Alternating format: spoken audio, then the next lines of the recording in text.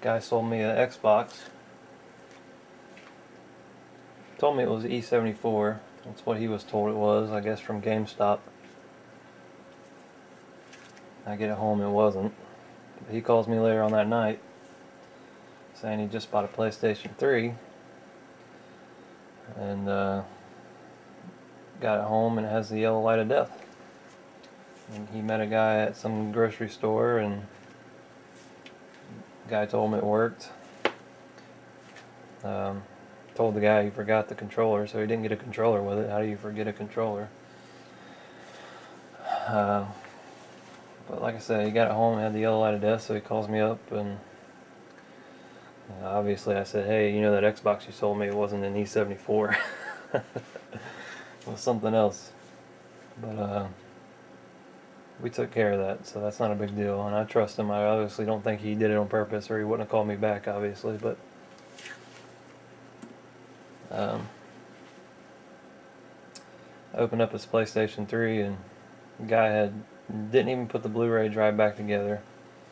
He cracked the top off, didn't bust the seal open to get the hex screw out. He just cracked the top off. Couldn't tell it, but somehow he cracked the screw hole off. Didn't crack the top, but he just cracked the screw hole. So it still looked like it was intact, but when I got it here, I just slid the top off and I was like, it's been opened. As soon as I open it, there's screws missing, I can see. So, you know, I'm praying that the guy didn't get in there and hit it with a heat gun, and I don't see anything messed up, but basically he just got in to get his disc out. So, because once I opened up the top, the Blu-ray drive, top of the Blu-ray drive wasn't even attached. I lift up the Blu-ray drive, and the bottom PCB board wasn't even screwed on anymore, it's just dangling.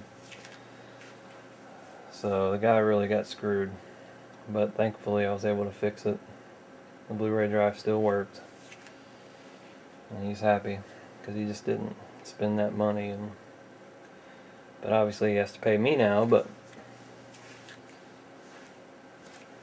still, overall, what he spent on it was about the price of what a used one should have cost him. He got it for right around $100, so can't complain. That's probably why he got it so cheap, because it was so messed up.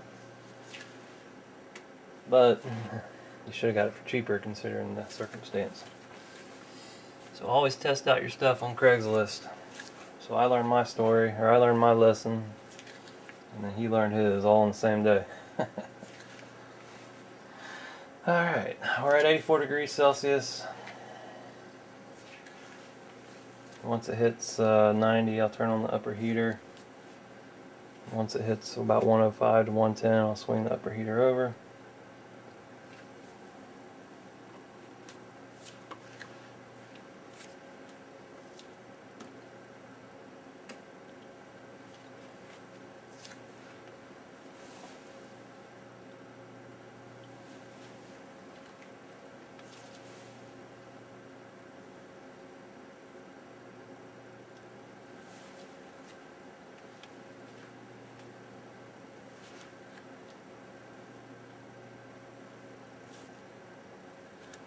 Alright, we're at 90.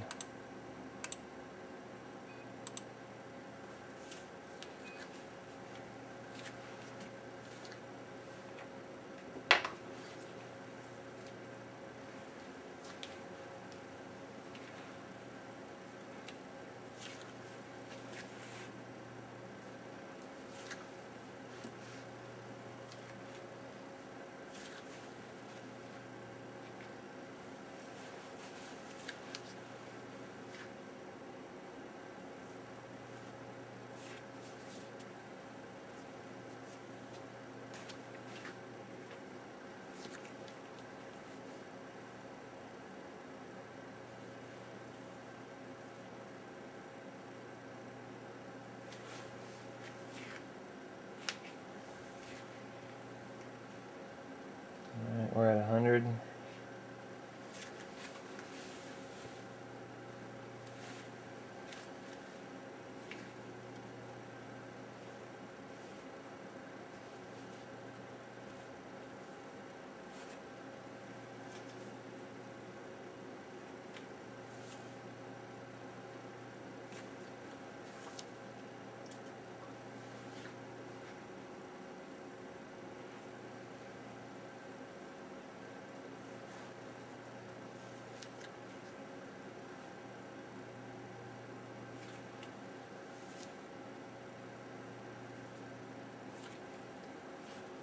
Alright, 107. Swing it over. Put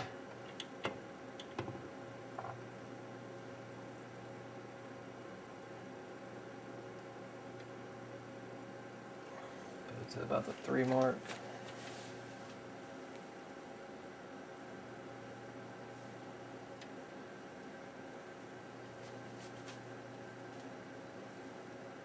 I'm looking under the chip. We're at 150.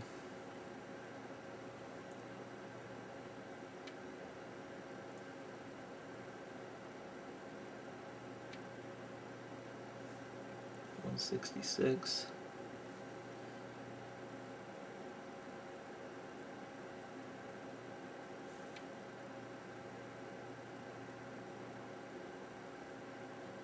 Okay, they're all starting to flow now at 184.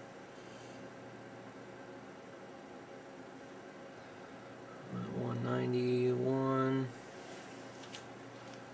Go ahead and raise the upper heater.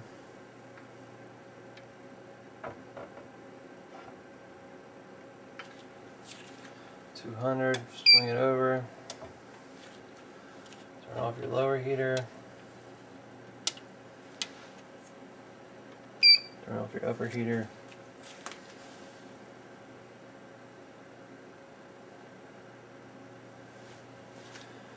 Alright, now I'm going to let it cool down. It gets to about 140. I'll turn on the fan.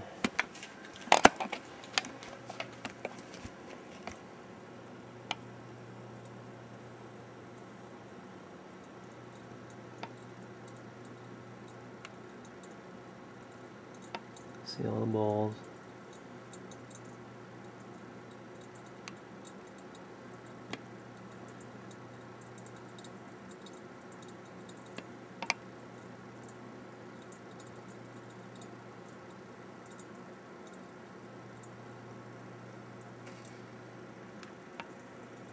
Ooh, touched my finger on the hot plate. I do that a lot on these videos. Alright. Now, since we use the King Bow Flux, I know some of you guys that do this are probably going to be like, why'd you do this? But I let it cool down about 140. I'll turn the fan on. Let it get to about 50. I'll take it off, clean around the edges with my Q-tip and the MEK. I'll flush underneath the chip with my little suction cup here with some MEK. Just take some MEK and squirt it underneath of it. Go blow it off with the air compressor. Then I'm going to squirt some more of this underneath the chip, the BGA flux, the liquid flux, and I'm going to redo it again. Now this is what I found out that I do. I just do it because I had some with just the King Bow that didn't make a good connection. So I always do this now. It's just like an extra step. This stuff really makes it stick better. And now that the balls are stuck in the first place, you can use this. You can't use this in the beginning because it'll just, once it gets hot, it'll bubble and all the solder will, the chip will just move because the bubbles underneath of it are lifting the chip up. So that's why you can't use that in the first place. And that's why you put a thin layer King Bow on in the first place. So, that's what I'm going to do. We're running up almost out of tape, so I don't want to waste it. So that's what I'm going to do. I'm going to clean it, flush it, blow it off, put some more liquid flux underneath of it, do it again, take it up to 200, clean it, flush it, blow it off, and we're going to test it. I'll be back once I get those steps done. Alright everybody, did what I said I was going to do.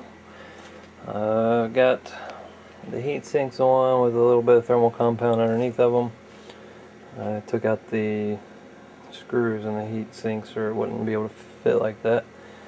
Got the power button on, video, power, and the fan. And the moment of truth.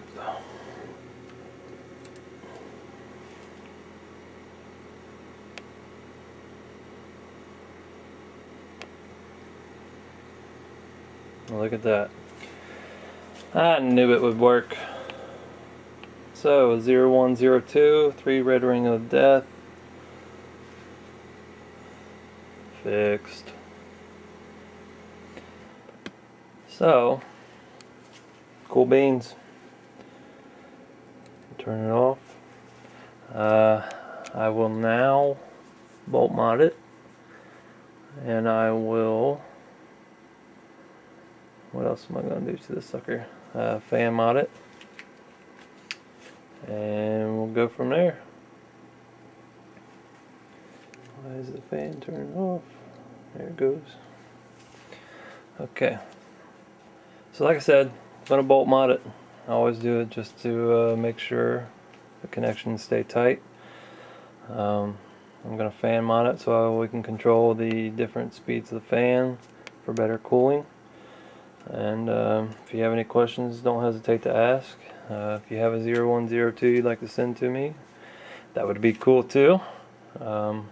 This is how you reball an Xbox graphics chip, and please don't ask me how to work the Jovi again, because I pretty much think I'm showing you. I don't use profiles. Just don't need to, because I know, the temperatures are the temperatures. That's how I feel. So, once again, we have our audience member Mac. Hello. Everybody loves animals. You just love that couch. Alright guys. Matt at fixmygpu.com. Jumping into each other. Now you might have saw me using my tool. Sometimes they're not all the way down in the hole, so you might have to